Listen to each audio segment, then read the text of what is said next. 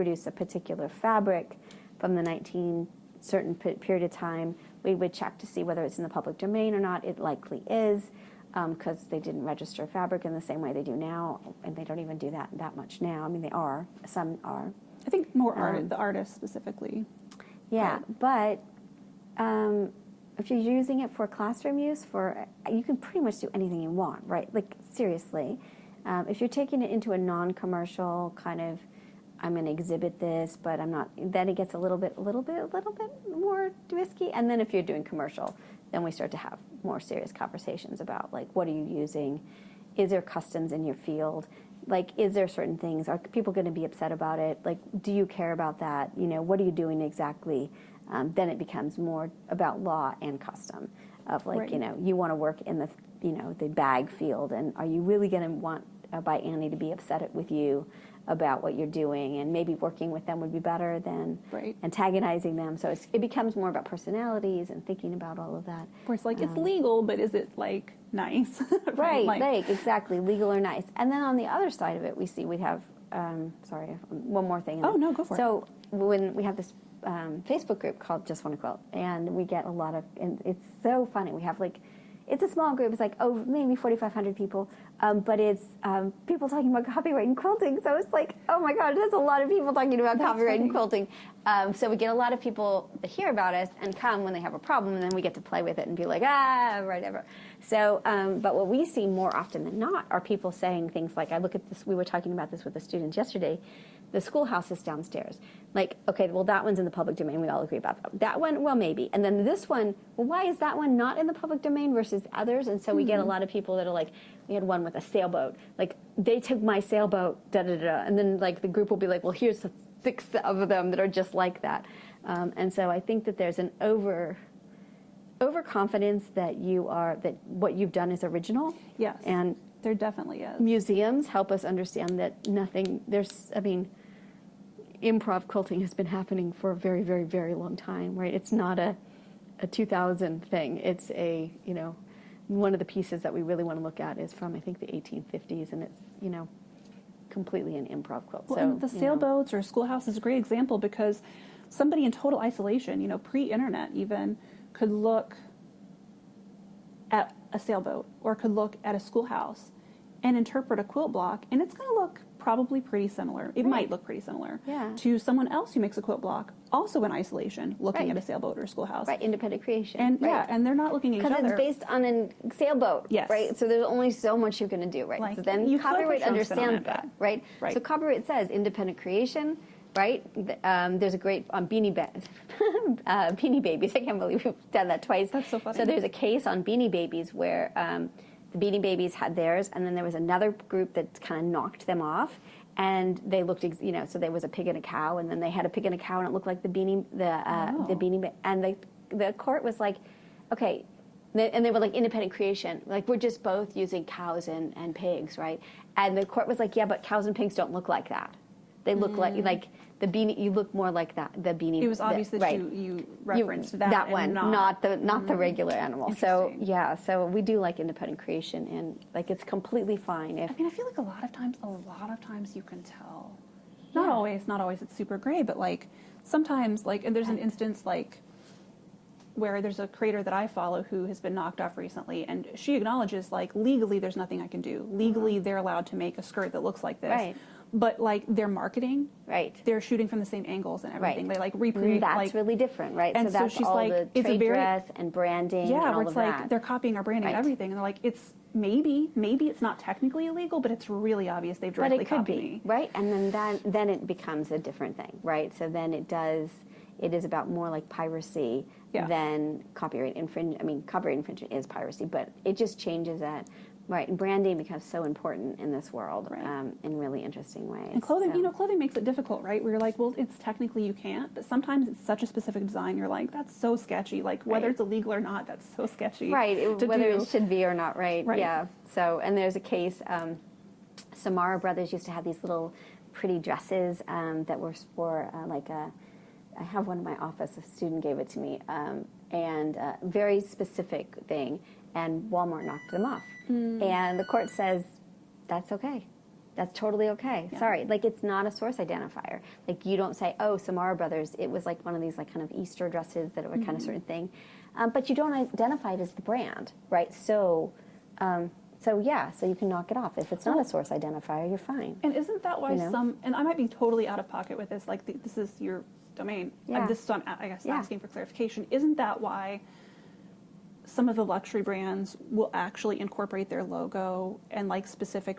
They will get like branded tape that has their logo on it and stuff, and incorporate it into the design, so that way that part is absolutely. That's right. That's right. The things that you can copyright, they make sure to incorporate to kind of prevent the copying. Well, I always think about you're probably too young. There, maybe they still have them. Lance nightgowns. When I was a very small child, my mom made us every year. We got these, and they were these like flannel nightgowns, like with like this very 70s, like but in the pattern it had the name Lance, Lanz, I think. And so it was always about these nightgowns that were like the Lance nightgowns that we got for a holiday or whatever. And I always thought, looking back on it, I thought, yeah, that's pretty clever because like it is if you put your logo kind, in it, right? Yeah. And I think about if it is, you think about Louis Vuitton and all these other places that their branding and their logo are incorporated into the product itself. Because that can be, right? 100% So trademark. That's how they get around. Yeah.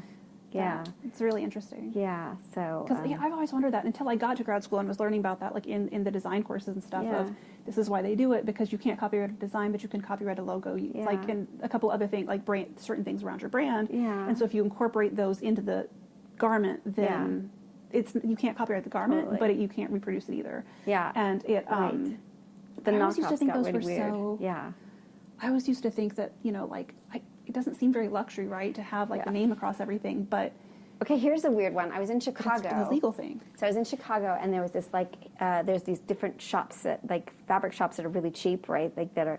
So I go into one of them, and they have this whole thing of all these different brand like Louis Vuitton and Chanel, and it's all fabric.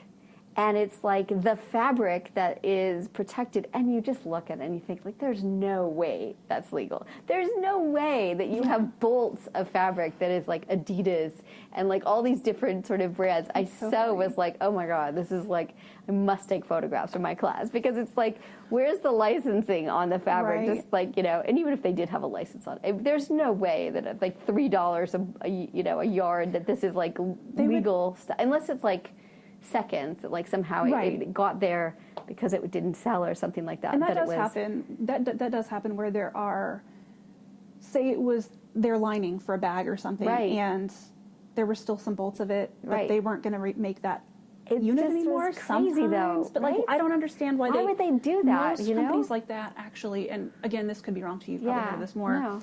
No. Will sometimes throw that stuff away rather than let it go. Of course, because seconds. Now, if it was just like flowers or something, sure, they'd be like, okay, here you go, seconds. But if it's the brand identity, it's the brand identity. So they don't want people making like a silly little dress or a shirt out of it. 100%. I don't mean silly, but you know what I mean. No, like but just like interpretation. This seemed pretty bad. They don't want people wearing things with their logo that have nothing to do with it. Right. I buy this fabric that's like $3 a yard, and now I'm selling stuff on Etsy, and I'm like, I got it at this shop, right? Like I didn't reproduce it. Even if you were to make like your own button up or something, like that dilutes their brand, even if you're not even selling it, for you to go around wearing something that you made, they can't control that. Well, and we saw that with the masks, right? So people were buying legit fabric and making them, and then all these different companies and people were upset that they were selling masks. And I was just like, please, come on. Do you have nothing better to do with your time? Yeah. Like the idea that like you're going after these makers who are making masks in the middle of a emergency crisis over legitimate fabric. They're not printing their own fabric. They're paying full price for the fabric. You're getting your money. So why are you, seriously? I mean, it's just dumb. I feel like I find that kind of licensing fabric, some of them are really silly in terms of their misunderstanding of what the market is and who they're, it's kind of the Buffy the Vampire Slayers fans when the internet started, where they were posting photographs and then the producers or the people who owned it got really mad at the Buffy fans, and the fans got like retaliated. It's like people are buying your fabric, your whatever it is fabric, and they're making stuff. You get your money. And that's stop the point. Being ridiculous, And that's don't the point license of it making. then. That's the point of fan culture and all of that, right? To reproduce and share and don't sell it at Joann's if you don't want people like you're licensing it for. there's an implied ability to make stuff with it. And in our world, an implied ability to do micro selling, right? Micro commercialism. Right. Under $50,000, nobody's going to care. So No. stop harassing the small makers that are trying to make an extra $6,000 a year because that changes their family life. They're still paying full price for your fabric. It's not like they're figuring out how to do it wholesale necessarily. Yeah. So I don't know. It's very silly. I think sometimes the world is very silly. You're like, if you're getting paid, why do you care? And also, Right. Your brand is out there. like you said, because there are rules for how much your little company makes anyway. So if your little company makes a certain amount, then it does become an issue. But if they're not, that's the problem right now. So there's not rules per se. We know from a few cases and a few things when people get upset. Like CBS and Paramount allow you to do certain things under $50,000 for a bunch of different stuff. We know this and we also know that they don't want to deal with anybody. And we know that Etsy has ways to shut things down. We know all of this stuff, but it's been very mercurial and very it's you back at school thinking you probably can't do this, but maybe I should. Until we have better rules in place, it's a hard, as long as you're not that successful at it, nobody cares. Right. Which is a terrible thing to do in a capitalist society, to say, Right. make sure you don't sell too many of those or then you're going to get shut down. Right. So, which is kind of what happens now. That's been a whole thing, and I don't know. This is directly copyright, but it's not around. It's not around textiles. Yeah. I don't know if you heard all of the Wizards of the Coast drama. No, tell me about that. Oh my gosh. Okay, I'm not going to get. I mean, I'm not in copyright, so I'm not That's really going okay. to get into it. But if you look into it later, Okay, you'll cool. understand everything that's going on because I Okay. sure don't understand it. But it's a whole mess. Basically, so Wizards of the Coast is owned by Hasbro currently, and that's how we've gotten into the mess because Hasbro is greedy. Oh, is this about D&D? Yes. Yes, I do know about this a Okay. little bit because my kid is obsessed with it. So Yes. tell me a little. That was I am insane, too. right?